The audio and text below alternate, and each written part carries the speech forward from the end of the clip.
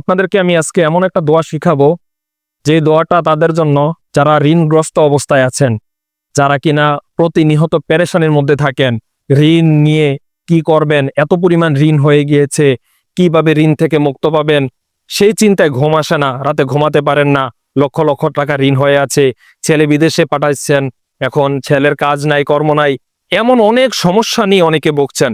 তাই তাদের জন্য আমি একটা ছোট একটা দোয়া শিখিয়ে দিচ্ছি।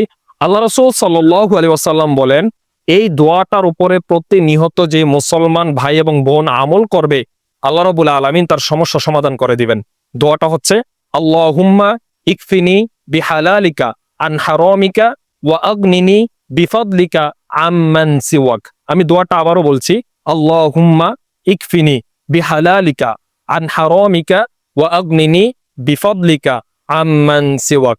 আপনি যদি এই দোয়াটা প্রতিনিয়ত 5 ওয়াক্ত নামাজের পর পর আপনি এই দোয়াটা আমলে নিতে পারেন এবং হাঁটতে বসতে সবসময় আমল করতে পারেন, দেখবেন আপনার যত বড় ঋণই থাকুক না কেন, আল্লাহ রাব্বুল আলামিন সকল ঋণ সমস্যা সমাধান করে দেবেন। তাই সবাই আমলি জিন্দিগি তৈরি করুন, নিজেকে আমলের সাথে অটুট রাখুন এবং সলাতি জিন্দিগি আল্লাহ রাব্বুল আলামিন আমাদের সকলকে দান করুক। আমিন।